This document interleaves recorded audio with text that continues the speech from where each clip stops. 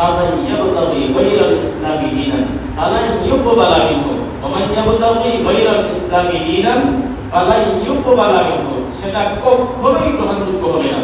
কখনোই কোনো হাদিস এই খুতবাগুলির মধ্যে আসে, কিন্তু এগুলি আলোচনা না করার কারণে আমরা আমল করতে পারি না, বুঝতে পারি না। এটা প্রসিদ্ধ একটা হাদিস। আল্লাহ রাসূল সাল্লাল্লাহু আলাইহি ওয়াসাল্লাম বলেন একদিন খুতবার মধ্যে, আর খুতবার মধ্যে যে হাদিস, যে কথা রাসূল সাল্লাল্লাহু আলাইহি ওয়াসাল্লাম বলেন, সেই কথাটার গ্রহণযোগ্যতা বেশি, সেটার ওয়েটটা বেশি, সেটা শক্তিশালী হয়, মজবুত হয়। কারণ হাদিসের মধ্যে দুইটা ভাগ, প্রথমত দুইটা ভাগ আছে রাবি রিওয়ায়াতের ক্ষেত্রে। একটাকে বলা হয় গরীব, আর একটা বলা হয় মুতাওয়াতির। অর্থাৎ যে হাদিসটা দুই একজন মানুষ শুনছে, দুই একজন মানুষ বর্ণনা করেছে, বা কোনো এক সময় দুই একজন সাহাবী থেকে হাদিসটা বর্ণিত হয়েছে, এরকম যে হাদিসগুলো আছে, সেই হাদিসগুলোরে আমরা হাদিস শাস্ত্রের পরিভাষায় আমরা এটাকে দুর্বল হাদিস বলি, মানে বলি দুর্বল হাদিস বলি। ঠিক হাদিস শাস্ত্রে উসুলে হাদিসে এটাকে হাদিসে গরীব ধরে, এটাকে একটু তুলনামূলক দুর্বল মনে করে। আবার কিছু সংখ্যক হাদিস, যেই হাদিসের বর্ণনাকারী অনেক অনেক সাহাবীরা বর্ণনা করেছেন, এমনকি 60 জন, 30, 40, 50 জন সাহাবী, অর্থাৎ দুইয়ের অধিক সংখ্যক সাহাবী যে হাদিসটা বর্ণনা করে, একই হাদিস অনেক সাহাবীর কাছ থেকে বর্ণিত হয়েছে, ওই হাদিসটাকে আমরা মুতাওয়াতির বলি। এটাকে হাদিসের ভাষায়, উসুলে হাদিসের ভাষায় বলা হয় মুতাওয়াতির। ওই হাদিসগুলি হলো খুবই শক্তিশালী। এই হাদিসগুলি দ্বারা কোরআনের আয়াতের, কোরআনের হুকুমকে রহিত করা যায়, মানে করা যায়, পরিবর্তন করা যায়। এমনকি সেই হাদিসগুলি এতটাই শক্তিশালী, এই হাদিসগুলি মানে কেউ অস্বীকার করলে সরাসরি কাফের হয়ে যায়। তো এরকম কিছু হাদিস আছে। আমি এখানে দুইটা হাদিস আপনাদের সামনে উপস্থাপন করি। দুইটা হাদিসেই সমাবেশের মধ্যে রাসূল সাল্লাল্লাহু আলাইহি ওয়াসাল্লাম উল্লেখ করেছেন। একটা হলো তারাকতু ফীকুম আমরাইন লান তাদিল্লু মা তামাসসাকতুম বিহিমা কিতাবাল্লাহি ওয়া সুন্নাত রাসূলিহি, যে আমি চলে যাচ্ছি তোমাদের জন্য দুইটা জিনিস আমি রেখে যাচ্ছি, এই দুইটা জিনিস যতক্ষণ পর্যন্ত তোমরা ভালোভাবে আঁকড়ে ধরে রাখবে, ততক্ষণ পর্যন্ত তোমরা পথভ্রষ্ট হবে না, তোমরা গোমরাহ হবে না, তোমরা ভুল পথে পরিচালিত হবে না। আর ওই দুইটা জিনিস হলো কি? কিতাব আল্লাহ, আল্লাহ তাআলার কিতাব, ওয়া রাসূলিহি, এবং তার রাসূলের জীবন আদর্শ, তার সুন্নাহ। রাসূল বলছেন যে আমি চলে যাওয়ার পরে তোমরা এই দুইটা জিনিসকে ভালোভাবে আঁকড়ে ধরবে। যখন কোনো বিষয় নিয়ে তোমাদের মধ্যে মতানৈক্য সৃষ্টি হবে, যখন ঝগড়া সৃষ্টি হবে, একদল বলবে এইটা সঠিক, আরেকদল বলবে না ওইটা সঠিক, আরেকদল বলবে না ওইটা সঠিক, আরেকদল বলবে না ওইটা সঠিক, ওই ক্ষেত্রে তোমরা কি করবে? ওই ক্ষেত্রে সরাসরি তোমরা কোরআন এবং হাদিসে চলে যাবে। কোরআন এবং হাদিসে যা থাকবে সেটাকে তোমরা ভালোভাবে ধরে রাখবে। আর যেটা কোরআন এবং হাদিসে সরাসরি পাওয়া যায় না, সরাসরি নাই, সেই ক্ষেত্রে তোমরা ইজমাউ মতের মধ্যে চলে যাবে। অর্থাৎ এমন একটা ভোট থাকবে উলামায়ে কেরামের, উম্মতে মুহাম্মাদীর, যে এই বিষয়ে যেটা কোরআন এবং হাদিসে সরাসরি উল্লেখ নাই, সরাসরি সমাধান নাই, ওই বিষয়টা উলামায়ে কেরাম বসার পরে উলামায়ে কেরাম আলেমগণ, অর্থাৎ ফিকহে যারা অভিজ্ঞ, হাদিস শাস্ত্রে যারা অভিজ্ঞ, কোরআনে যারা অভিজ্ঞ, তারা সবাই মিলে পরামর্শ করে একটাকে তারা গ্রহণ করবে, যেটাকে গ্রহণ করবে সেটাই তোমরা মেনে নেবে। আরেকটা এরকম আছে, আরেকটা দলিল এরকম আছে যেটা কোরআনে পাওয়া যায় নাই, হাদিসে পাওয়া যায় নাই, এমনকি ওই যুগের সাহাবায়ে কেরাম, তাবিঈন, তাবিঈন, আইমায়ে মুজতাহিদিনের যুগেও সেটা সমাধান হয় নাই। নতুন একটা সমস্যা দেখা দিয়েছে, ওই সমস্যাটা তোমরা কিভাবে সমাধান করবে? ওই সমস্যাটা সমাধানের জন্য তোমরা কিয়াস করবে, এটাকে বলা হয় কিয়াস, মানে অনুমান করবে। অনুমান কি? একটা কোরআন এবং হাদিসের ভিত্তিতে একটা বিষয়ের সমাধান দেওয়া আছে, ওই বিষয়ের সাথে যেটার মিল আছে ওইটার সাথে মিলাইয়া তোমরা ওইটাকে গ্রহণ করতে পারো। যে এটা যেহেতু এইভাবে সঠিক করা হয়েছে, তাহলে বোঝা যায় ওইটাকে ওইভাবে সঠিক ধরা যেতে পারে। যদি আমরা উদাহরণ দেই, এই পাশে দিয়ে 4টা জানালা আছে, এই পাশ দিয়ে 4টা জানালা আছে, ওই পাশ দিয়ে 4টা জানালা আছে। এখন কোনো এক ব্যক্তি এই দিকের জানালা দেখে নাই, ওই দিকের জানালা 4টা দেখছে, তখন যা বর্ণনা করলো যে এক পাশে দিয়ে আমি 4টা জানালা দেখতে আসছি, আর এক পাশে দিয়ে কয়টা এটা দেখে নেন। তখন কোনো বিজ্ঞ ব্যক্তি যদি বলে এক পাশে দিয়ে যেহেতু 4টা জানালা, তাহলে অপর পাশে 4টা জানালাই হবে, এটাই বেশি গ্রহণযোগ্য। কারণ এক পাশে 4টা আর এক পাশে 3টা জানালা হওয়ার যৌক্তিকতা নাই। হ্যাঁ, তবে থাকে কোনো এটাও দিনের ক্ষেত্রেও এরকম ভুল হইতে পারে। এই কিয়াসটা আপনার এই যে অনুমান নির্ভর যে কাজটা করা হয়েছে সেটা ভুল হইতে পারে। যখন এটার ব্যতিক্রম কোনো কিছু থাকে, ধরেন এইখানে একটা ঘর আছে, অথবা আমরা এখানে ধরেন একটা দোকানের জন্য একটা ঘর করলাম। দোকানের জন্য যদি এই পাশটাতে আমরা ঘর করি, যে এই পাশে অর্ধেকটা আমরা এখানে দোকান করলাম, মার্কেট করলাম, আর অর্ধেকটা খালি রাখলাম। এখন যেই অর্ধেকটা পাশের মধ্যে আমরা দোকান করলাম, ওই দোকানের মধ্যে কি জানালা দরকার আছে? এখানে জানালা একটু কোনো লাভ নেই। তখন মসজিদ কমিটি সিদ্ধান্ত নিতে পারে যে 2টা জানালা রাখবো না, দরকার নাই, এটা বন্ধ করে 2টা জানালা রাখবো। তখন কি এক পাশে 4টা, আরেক পাশে দিয়ে 2টা হতে পারে। কিয়াসটা ঠিক সেই রকম। আপনার ধারণাটা ভুল হতে পারে, সঠিক হতে পারে। যদি ভুল হয় তাহলে আল্লাহ তাআলা আপনাকে মাফ করে দিবেন, যেহেতু কোরআন এবং হাদিসে সরাসরি কোনো দলিল নাই। আবার সরাসরি দলিল না থাকার কারণে আপনার যদি সঠিক হয় তাহলে তো আপনি আলহামদুলিল্লাহ।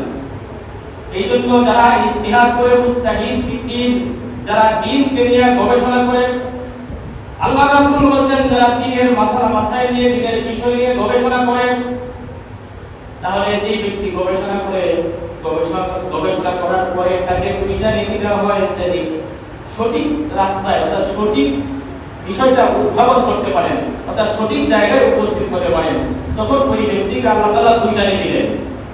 একটা মাসআলা, যারা কোরআন রিসার্চ করে, হাদিস রিসার্চ করে একটা মাসআলা বের করতে যায়, অনেক কাটাকাটি করার পরে মাসআলাটা সে বের করলো, তার মাসআলাটা যদি সঠিক হয় তাহলে আল্লাহ তাআলা তাকে দুইটা নীতি দিবেন। আবার যদি তিনি ভুল সিদ্ধান্তে উপনীত হন, মাসআলাটা ভুল হয়েছে, সঠিক হয় নাই, কোরআন হাদিস ঘাটাঘাটির পরে তিনি যে মাসআলাটা দিয়েছেন সেই মাসআলাটা ভুল হয়েছে, তখন কি করবে? আল্লাহ রাসূল বলেন ওই ব্যক্তিকে আল্লাহ তাআলা একটা নেকি দিবেন। আপনার আমার হিসাবে কি পাপ হওয়ার কথা না, তার যোগ্যতা আছে, কোরআন হাদিস ঘাটাঘাটি করে তিনি যে পরিশ্রমটা করেছেন, সেই পরিশ্রম করার কারণেও আল্লাহ তাআলা তাকে একটা নেকি দিবেন। আর সঠিক হলে দুইটা নেকি দিবেন। একটা হলো পরিশ্রমী, আর একটা হলো সাথে সঠিক সিদ্ধান্তে উপনীত হইতে পেরেছে, এই জন্য তাকে আরেকটা নেকি দেওয়া হবে, দুইটা নেকি। আর যদি তিনি ভুল সিদ্ধান্তে উপনীত হন তাহলে তাকে একটা নেকি দিবেন, কিন্তু মাহরুম করবেন না। আর ইজমাউল উম্মতের এটাও যদি বেশি সংখ্যক উলামায়ে কেরাম যে সিদ্ধান্তটা নেবেন সেটা যদি ভুলও হয়, তাহলেও আল্লাহ তাআলা আপনাকে আমাকে মাফ করে দিবেন যদি আমরা এই ভুলের উপরে আমল করি। উলামায়ে কেরাম, হাদিস বিশারদগণ, ফকিহগণ যে সিদ্ধান্ত নেবেন, এই সিদ্ধান্ত আমরা মানব। যদি ওই সিদ্ধান্ত সঠিক হয় তাহলে আমরা ডাবল নেকি পাবো, ওনারা ডাবল নেকি পাবেন, আমরা এটা সব পাবো। আবার সেই সিদ্ধান্তটা যদি ভুলও হয়, যদি ভুল সিদ্ধান্ত দেন, তারপরেও আমাদেরকে আল্লাহ তাআলা পাকড়াও করবেন না, আমরা যে নিয়তের যে আমল করেছি সেটার সব আল্লাহ তাআলা নেবেন। কারণ আমরা নিজের ইচ্ছা স্বাধীন কোনো কিছু করি তাই আল্লাহ তাআলা তাদেরকে ক্ষমতা দিয়েছেন এই কাজটা করার জন্য, সেই কাজটা তারা আমাদেরকে করে দিয়ে গেছেন। এখন যদি আপনি কিয়ামতের দিন আল্লাহ তাআলা বলেন যে তোমার তো এই কাজটা ভুল ছিল, যদি আমি কোরআন হাদিসের যে দলিল আছে, যে 4 দলিল আছে, সেই 4 দলিলের ভিত্তিতে যদি আমি আমল করে থাকি, অর্থাৎ এই দ্বিতীয় দলিল যেটা ইজমা অথবা কিয়াস, সেটার উপরে যদি আমি আমল করে থাকি, তাহলে কিয়ামতের দিন আল্লাহ তাআলা আমাকে যদি বলে তোমার এই কাজটা তো ভুল ছিল, তখন আমি বলবো কি যে আল্লাহ আপনার যে ওয়ারিস যারা ছিল, আম্বিয়া কেরামের ওয়ারিস যারা ছিলেন, উলামায়ে কেরাম, এই যে মায়ের মাধ্যমে এই আমল আমাদের জন্য নির্ধারিত করে দিয়েছিলেন, সেই জন্য আমরা পেরেছি, অথবা কিয়াসের মাধ্যমে আমরা পেয়েছি, এই জন্য আমরা পেরেছি, এই জন্য তখন আল্লাহ তাআলা তাকে মাফ করে দিবেন। আর যদি বলে আমি একাই চলি, আমার নিজের ইচ্ছা অনুযায়ী আমল করেছি, কোরআন হাদিসের কথাও শুনি নাই, ইজমার কথাও মানি নাই, কিয়াসের কথাও মানি নাই, শুধু আমার স্বেচ্ছায় নিজের ইচ্ছাধীন চলেছি, তখন আল্লাহ তাআলা পাকড়াও বলেন তুমি কেন তোমার ইচ্ছাধীন চলবে? কারণ ইসলামে ইচ্ছাধীন চলার মতো সুযোগ নাই। কোরআন হাদিসের দলিল থাকতে হবে, দলিল যতক্ষণ পর্যন্ত না হবে ততক্ষণ পর্যন্ত এই আমল গ্রহণ করা যাবে না। যদিও সেটা নামাজ হয়, যদিও সেটা রোজা হয়, যদিও সেটা একটা হজ হয়, ধরেন মাগরিবের নামাজ 3 রাকাত করি, এখন যদি কেউ কোনো ব্যক্তি বলে যে এশার নামাজ পড়ছি 4 রাকাত, জোহরেরটা পড়লাম 4 রাকাত, আসরেরটা পড়লাম 4 রাকাত, মাগরিবের সময় যায় জানালা এটা 3 রাকাত কেন, ওইটা 4 রাকাত করে নেব, কি বলে তাহলে 4 রাকাত, ওই লোকের কি সওয়াব হবে না পাপ হবে? সব হবে না পাপ হবে? শুধু পাপ হবে না, ঈমানটাই চলে যাবে, ঈমানটাই চলে যাবে। এমন কি সে যে এই যোহর আসর 4 রাকাত করে পড়ছে, ফজর 2 রাকাত করেছে, বাকিগুলো সঠিক করেছে, সেই সঠিক আমলগুলো তার কোনো কাজে লাগবে না, সব বরবাদ, সব বরবাদ, তার ঈমানটা চলে যাবে, সে কুফরিতে প্রবেশ করবে। এখন আসুন আমরা এই ইসলামকে মানার জন্য, বোঝার জন্য আল্লাহ তাআলা, আল্লাহ রাসূল সাল্লাল্লাহু আলাইহি ওয়াসাল্লাম আমাদের জন্য রেখে গেছেন যে কোরআন এবং সুন্নাহ, কোরআন এবং সুন্নাহ। এই কোরআন এবং সুন্নাহর বাহিরে যাওয়া যাবে না। আমরা সমাজে অনেক কাজ করি, এই কাজগুলি বেদাত। এই কাজগুলিকে যখন আমরা বেদাত বলি, তখন এক শ্রেণীর আলেম আছে, এক শ্রেণীর মানুষ আছে, তারা বলে বেদাত সমস্যা কি, এটা তো ভালো কাজের মধ্যেই বেদাত। এই জন্য আজকে এই হাদিসটা আপনাদের সামনে উপস্থাপন করেছি। আল্লাহ রাসূল সাল্লাল্লাহু আলাইহি ওয়াসাল্লাম বলেন, ইন্না খায়রাল হাদিসি কিতাবাল্লাহ। দুনিয়ার মধ্যে যত কথা আছে, সব কথার মধ্যে প্রথম কথা হলো আল্লাহ তাআলার কিতাব, অর্থাৎ কোরআন কারীম। প্রথম উত্তম হলো কি? এক নম্বর হলো কোরআন। ওয়া খায়রুল হাদিস ওয়াখাইরুল হাদি হাদি মুহাম্মাদিন সাল্লাল্লাহু আলাইহি ওয়াসাল্লাম। আল্লাহ রাসূল বলেন, এক নম্বরে হলো কোরআন, দুই নম্বরে হলো আল্লাহ তাআলার রাসূল, রাসূলের হিদায়াত। দুই নম্বরে হলো কি? উত্তম হিদায়াত হলো রাসূলের যে দেখানো পথ, সেই রাসূলের পথ পদ্ধতি অনুসরণ, রাসূলের সুন্নাহ, সেটা হলো দুই নাম্বার। এরপরে আছে কি, যেটা আগে বললাম, ইজমাউল উম্মত। কোরআনে নাই, হাদিসে নাই, ইজমাই আছে, ইজমাই নাই, কিয়াসে আছে, অনুমান নির্ভরের উপরে মাসালা আছে। উত্তম হলো, সর্বোত্তম হলো কোরআনের কথা, আল্লাহর কথা। দুই নম্বর হলো রাসূল সাল্লাল্লাহু আলাইহি ওয়াসাল্লামের কথা, রাসূল সাল্লাল্লাহু আলাইহি ওয়াসাল্লামের যে নির্দেশিত পথ, সেই পথ। এর বাহিরে যা আছে সব হলো ভুল হতে পারে, ইজমা ভুল হতে পারে, কিয়াস ভুল হতে পারে। এটা আগেই বললাম, অনুমান এবং সিদ্ধান্ত দুইটাই ভুল হতে পারে, যেটা সরাসরি দেখা যায় না, সরাসরি দেখা যায় না। এরকম কিছু কাজ আমরা জীবনে করে থাকি, যেই কাজগুলি, ধরেন ক্ষেতের মধ্যে ধান আছে, সাধারণত একটানি জমির মধ্যে বৈশাখ মাসে ধান হয় 25-30 মণ, ভালো হইলে 25-30 মণ ধান হয়। এখন ক্ষেতের উপরে দাঁড়ায়া কোনো ব্যক্তি যদি জিজ্ঞাসা করে, আচ্ছা ভাই বলেন তো, এই ক্ষেতের মধ্যে যে সুন্দর ধান হচ্ছে, কয় মণ ধান হতে পারে? এখন আমি বললাম যে যেই পরিমাণ ধান দেখা যায় 30 মণ ধান হবে। আপনি বলেন যে না, আমার যে পরিমাণ 25 মণ হবে। আরেকজন বলল যে না, 28 মণ হবে।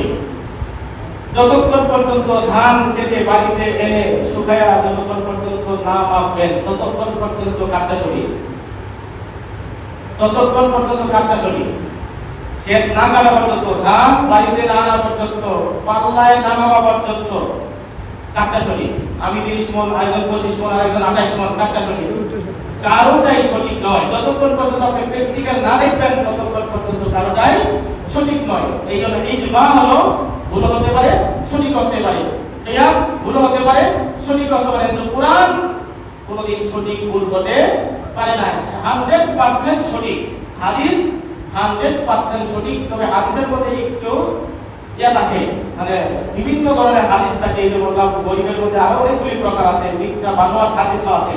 কিন্তু যেই হাদিসটা টনটনা সহিহ, যেই হাদিসটা সর্বাবস্থায় অনেক সাহাবী, অনেক তাবী বর্ণনা করেছেন, অনেক তাবী বর্ণনা করেছেন, যেটার মধ্যে ভুলের কোনো সন্দেহ নাই, সেটাও কোরআনের মতো 100% সহিহ।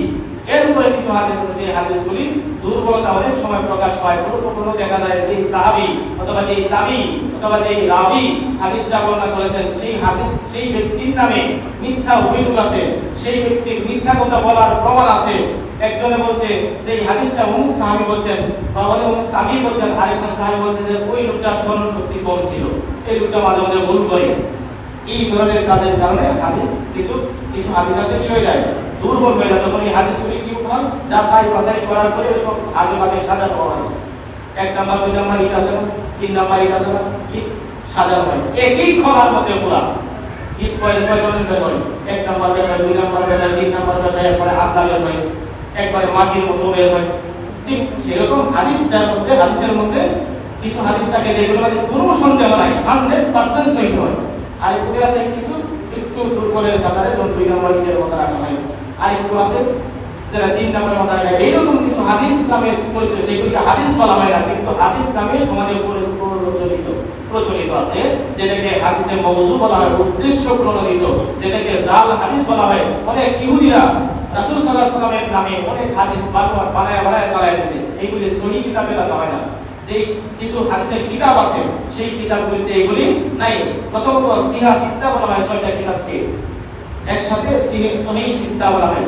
এই সিহা সিত্তা কিতাবের মধ্যে সব হাদিসগুলো মোটামুটি সহিহ, দুর্বল থাকতে পারে কিন্তু জাল হাদিস থাকে না, জাল হাদিস থাকে না।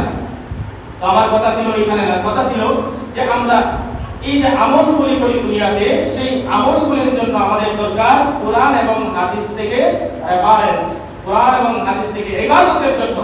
ইবাদত আল্লাহ তাআলার কাছে গ্রহণযোগ্য হওয়ার জন্য, ইবাদত আল্লাহ তাআলার কাছে গ্রান্টেড হওয়ার জন্য অবশ্যই কোরআন এবং হাদিসের মাধ্যমে প্রমাণিত হতে হবে। যেগুলি প্রমাণিত হবে না সেইগুলি ইবাদত হিসাবে গণ্য হবে না। কিয়াস দিয়ে ইবাদত হয় না, কিয়াস দিয়ে ইজমা দিয়ে ইবাদত হয় না, কোরআন এবং হাদিস দিয়ে ইবাদত হয়।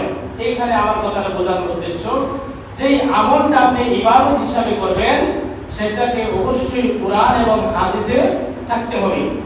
আর কোরআন এবং হাদিসে যদি না থাকে তাহলে সেটাকে ইবাদত ধরা যাবে না, সেটাকে ইবাদত ধরা যাবে না। ধরতে হবে কি জায়েজ অথবা নাজায়েজ। দ্বীনের ক্ষেত্রে আমরা অনেক বড় ভুল করে থাকি। জিজ্ঞাসা করি 2 রাকাত নামাজের মধ্যে এই নামাজের কোনো বিষয়, ইবাদতের কোনো বিষয়ের ক্ষেত্রে আমরা বলি না জায়েজ না নাজায়েজ, না। আর ইবাদতের ক্ষেত্রে জায়েজ না জায়েজ হয় না, ইবাদতের ক্ষেত্রে হয় সুন্নাহ এবং গায়রে সুন্নাহ, সুন্নাহ এবং সুন্নাহ বিরোধী, সুন্নাহ এবং বিদআত, সুন্নাহ এবং বিদআত। এই জন্য বিদআতকে, অর্থাৎ আপনি দুনিয়ার কোনো কাজ করবেন অথবা আখিরাতের জন্য একটা কাজ করবেন, আখিরাতের কাজের পন্থা বা পদ্ধতি জানার জন্য আপনি যে কাজটা করবেন, যেই দলিল চাইবেন সেটা কিয়াস এবং ইজমা থেকে নিতে পারবেন। কিন্তু ইবাদত বাড়ানোর জন্য ইজমা এবং কিয়াস দিয়ে দলিল হবে না। এটা হবে কি কোনো কাজ হালাল না হারাম, জায়েজ নাকি না জায়েজ। ধরেন আপনাকে যদি আমি উদাহরণ দিই, আপনি আমাকে 1000 টাকা হাওলাত দিবেন। হাওলাত দেওয়ার সময় আপনি যদি আমাকে একটা, ধরেন আপনি আমাকে 1000 টাকা হাওলাত দেওয়ার জন্য আপনাকে বাদ দিয়ে একটা সুবিধা দিলাম। ধরেন আপনার মোবাইলটা আমি আপনাকে 2 দিনের জন্য ব্যবহার করতে দিলাম। আপনার কোনো যানবাহন আমি আপনাকে দিলাম, আপনি আমাকে দিয়েছেন, আপনি আমার যেহেতু আপনাকে আমি 1000 টাকা হাওলাত দিলাম, ওই সুবিধার জন্য আপনি আমাকে আরেকটা 50 সুবিধা দিলেন।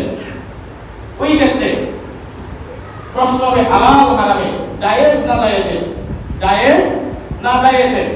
ধরেন যদি কোনো ব্যক্তি কাউকে টাকা দেয়, কয়দায় হাসানা হাওলাত, আপনি কাউকে টাকা দিয়েছেন, টাকা দেওয়ার কারণে ওই ব্যক্তির ধরেন সহজে যদি উদাহরণ দিই, তার একটা বাইক আছে, ধরেন আমার একটা বাইক আছে, আমি আপনাদের কাছ থেকে 1000 টাকা হাওলাত দিলাম। এই হাওলাত নেওয়ার কারণে আমি যদি আপনাকে আমার বাইকটা চালানোর জন্য দিই, বাইকটা আপনাকে চালানোর জন্য দিলাম, যে আপনি যেহেতু আমাকে 1000 টাকা হাওলাত দিয়েছেন বা 10,000 টাকা হাওলাত দিয়েছেন, এই জন্য আপনাকে আমি বাইকটা দিলাম চালানোর জন্য। এখন আপনাদের কাছে জিজ্ঞাসা করি, ওইটা আপনি কি করবেন? জায়েজ করবেন না নাজায়েজ করবেন?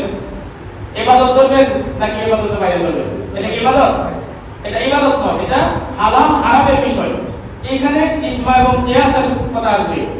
এখানে যদি কোরআন হাদিসে সরাসরি এটা হালাল হারামের দলিল না পাই, তাহলে এখানে আসবে কি ইজমা এবং কিয়াসের দলিলের কথা, আর সেটা হলো হালাল এবং হারামের বিষয়। কিন্তু নামাজের ক্ষেত্রে এটা ডাইরেক্ট করতে হবে, এটা কোরআনে আছে নাকি হাদিসে আছে, কোরআন হাদিসে আছে নাকি নাই। যদি কোরআন হাদিসে থাকে তাহলে সেটা করতে পারবো, আর যদি না থাকে তাহলে সেটা করতে পারবো না।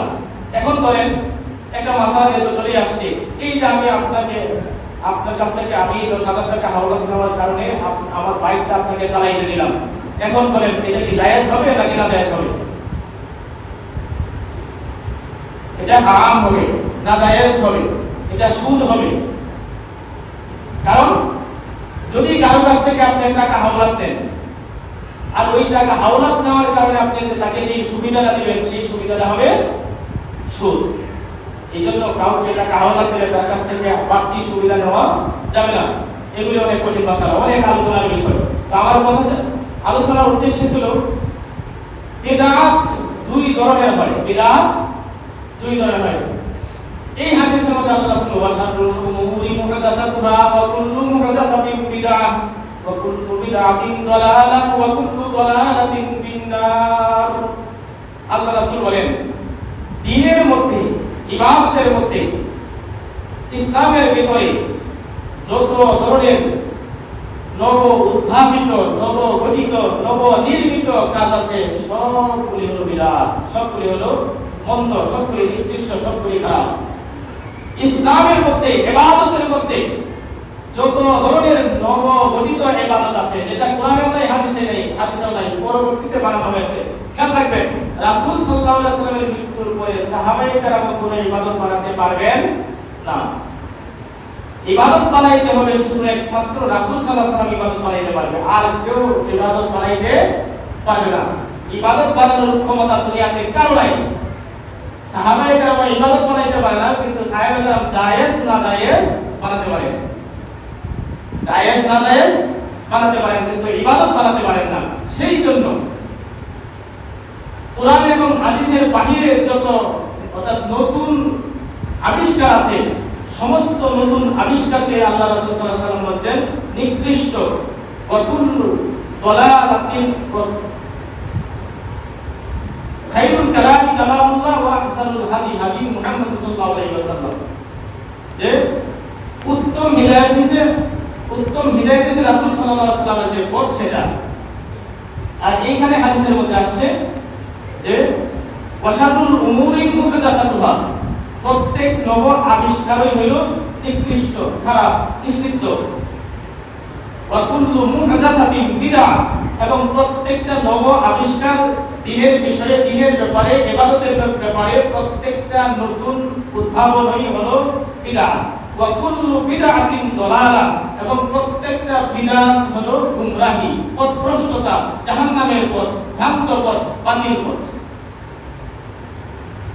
দ্বীনের ব্যাপারে যত নতুন আবিষ্কার সবগুলো হলো কি নিকৃষ্ট, আর প্রত্যেক নিকৃষ্টই হইল, প্রত্যেক নতুন আবিষ্কার হইল কি বিদআত, আর প্রত্যেক বেদাতই হইল কি গুমরাহি, পথভ্রষ্টতা, অন্ধকার, জাহান্নামের পথ। এরপরে আবার কি বলেন আল্লাহ রাসূল আরেক হাদিসে বলেন কুল্লু বিদআতিন দালালাহ, প্রত্যেক বিদআত হলো দালালাহ, গুমরাহি, ওয়া কুল্লু দালালাতিন ফিন্নার। প্রত্যেকটা গুমরাহির, প্রত্যেকটা বিদআতের জায়গা হলো জাহান্নাম, প্রত্যেকটা বিদআতের জায়গা কোথায়? জাহান্নাম, প্রত্যেকটা বিদআতের জায়গা জাহান্নাম। এখন দেখেন আমরা বিদআতকে দুই ভাগে ভাগ করা গেছে মানুষের সুবিধার জন্য। এখন যদি বিদআত সবগুলিকে বাতিল করা হয় তাহলে একটু সমস্যা হয়।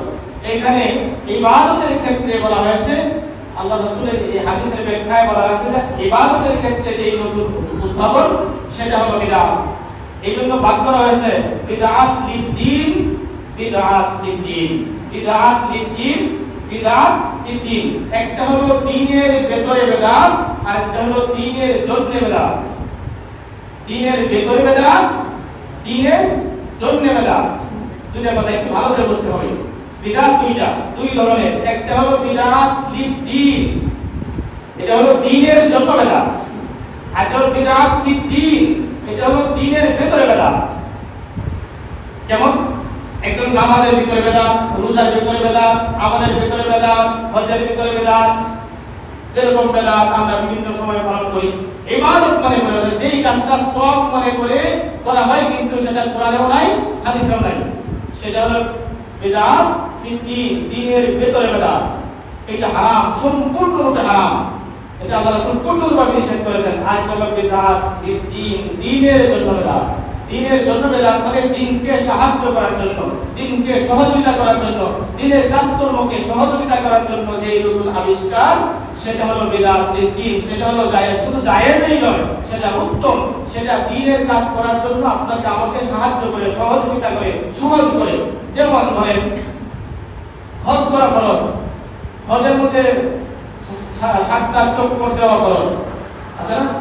তাওয়াফে সদর, যেটা তাওয়াফে সদর সেটা ফরজ। 7টা চক্কর দিতে হবে বাইতুল্লাহ চতুর্দিক দিয়ে।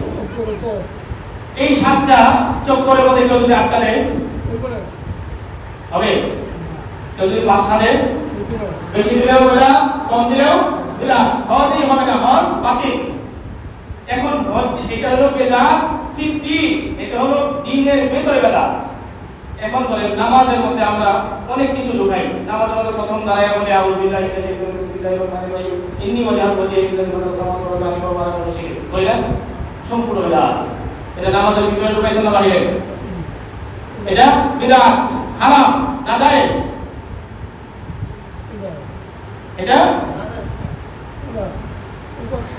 নামাজের ভিতরে যেটা ইন্নী ওয়াজহাতু, নামাজের শুরুতে আউযু বিল্লাহি বিসমিল্লাহ করে নামাজ শুরু হয় না, নামাজ শুরু হয় আল্লাহু আকবার দিয়ে সালাম দিয়ে শেষ হয়। এর ভিতরে যা ঢুকাইবেন সব বিদআত, নাজায়েজ, হারাম। ইন্নী ওয়াজহাতু বলেন না, ইন্নী ওয়াজহাতু নামাজের আগে না, এটা হলো কখনো কখনো সালাম বলিতে সালাম, সালাম আব্বাদার বলে সুবহানাকাল্লাহুম্মা, এটার পরিবর্তে রাসূল করতেন, এটার পরিবর্তে রাসূল করতেন। এটাও করা যায়, সালামও করা যায়, কিন্তু নামাজের আগে কিছু নাই। নামাজ শুরু হবে নিয়ত দিয়া, মনে মনে আমি যে নামাজ পড়তেছি সেটা নিয়ত করে তারপরে আল্লাহু আকবার। এর আগে নামাজের কিছু নাই। এটা হলো বিদআত। এটাকে বলা হয় বিদআত ফি দ্বীন, দ্বীনের ভিতরে মানে এরকম অসংখ্য বিদআত আছে, টুকে টুকে বললে অনেক বলতে পারবো, সময় নেই। এটা হলো বিদআত ফি দ্বীন, এটা দ্বীনের ভিতরে বিদআত। এখন বলেন ইন্নী ওয়াজহাতু বড় দিতে না আমাদের ভিতরে, না না ইন্নী ওয়াজহাতু না, দ্বীনের ভিতরে ইন্নী ওয়াজহাতু করতে পারবেন, ইন্নী ওয়াজহাতু করতে পারবেন সানার জায়গায়, সানা পরে ওটা করতে পারবেন। সানা যে কোনো একটা হয়, সানা না হলে ওইটা হয়, সানা না ইন্নী ওয়াজহাতু। এটা নামাজের ভিতরে নাই। নাওয়াই কোন মুসাল্লিয়াল্লাহি তাআলা কাতে সালাতুল ফাজর কই না, এই নাওয়াই এগুলি কোরআনেও নাই, হাদিসেও নাই, এগুলি কোরআনেও নাই, হাদিসেও নাই। এগুলি নতুন আবিষ্কার, দ্বীনের ভিতরে বিদআত ফি দ্বীন, দ্বীনের ভিতরে বিদআত বানানো। এগুলি পরবর্তীতে বিভিন্ন উলামায়ে কেরাম অনেকে বানাইছে, সবগুলো বানানো। এরপরে কথা হলো বিদআত দ্বীনের জন্য বিদআত। আমি শুধু উদাহরণ দিচ্ছি। হজে যান, আগে হজে যাইতেন কি দিয়া? রাসূল কি হজে গেছেন কি দিয়া? বিমান দিয়া নাকি উট দিয়া? উট দিয়া হজে গেছেন। আর এখন যাই কি দিয়া? বিমান দিয়া। বিমান কি আগে ছিল? এই যে বিমান আবিষ্কার হয়েছে, গাড়ি আবিষ্কার হয়েছে, এই যে মসজিদ করছেন, মসজিদ কি আগে পাকা ছিল? এটা একটা মসজিদ, একটা বেদাত, কিন্তু এই বেদাত জায়েজ। এই বেদাত হলো দ্বীনের জন্য বেদাত, দ্বীনের সুবিধার জন্য বেদাত। পুরো জাহাজে আমরা একটা যাই, হজ করতে যাই, সেটা হলো বেদাত দ্বীনের সহজের জন্য বেদাত। এই বেদাত সরাসরি সব না হইলেও এটা ঘুরায় ঘুরায় সব পাওয়া যায়। যেরকম যে ব্যক্তি এই বর্তমানে বাংলাদেশে অনেক মানুষ হজ করতে পারতো না যদি হাতে হজ দেওয়া হয়, উঠতে ঘুরাতে হজে গেলে কত পার্সেন্ট মানুষ হজে যাইতে পারতো, এখন যাইতে পারতো না। ওইটা দ্বীনের সাহায্যকারী। এই যে বিমান বানাইছে, কম্পিউটার বানাইছে, এই যে ইট বানাইছে, ইট বানাইছে, এগুলো দেখার মসজিদ বাংলাদেশে বলে দিত, কেউ বুঝতে পারতো না। এটা দ্বীনের জন্য বেদাত। এই বেদাতটা হলো জায়েজ নয়, শুধু জায়েজ নয়, সেটা দ্বীনের জন্য উপকারী। সরাসরি সব না হইলেও যেই ব্যক্তি বিমান তৈরি করেছে, ওই ব্যক্তি যদি ওই নিয়ম থাকে যে ওই ব্যক্তি আমার বিমান দিয়ে হজ লাগে, তাহলে ওই ব্যক্তি সব পাবে। বিদআত দ্বীনের জন্য যদি বেদাত হয়, এই যে মসজিদে আসা যাওয়ার জন্য, কেউ যদি মানে দূরবর্তীতে কোথাও যাওয়ার জন্য কেউ যদি কোনো যানবাহন ব্যবহার করে, অনেক কিছু আছে ব্যবহার করার জন্য দ্বীনের সাহায্য করে, এইরকম যে বেদাতগুলি আছে এইগুলি হলো জায়েজ নয়, শুধু জায়েজ নয়, জায়েজের মধ্যে উত্তম, জায়েজের মধ্যে উত্তম। কিন্তু দ্বীনের ভিতরে যদি কোনো বেদাত ঢোকে তাহলে সেটা হবে নাজায়েজ, হারাম। দ্বীনের জন্য যে বেদাত আছে সেগুলি হবে ইবাদতের মধ্যে, এটা ইবাদত না, সেটা সরাসরি ইবাদত না, কিন্তু ইবাদত আমাকে সাহায্য করে, ইবাদত আমাকে সহজ করে, এইজন্য সেটাকে বলা হয় বিদআত দ্বীন। আর যেটা ইবাদতকে নষ্ট করে দেয়, পরিবর্তন করে দেয়, সেটা হলো বিদআত দ্বীন, সেটা নাজায়েজ, হারাম। আগামী সময়ে ইনশাআল্লাহ একটা করব। আল্লাহ আলহামদুলিল্লাহ।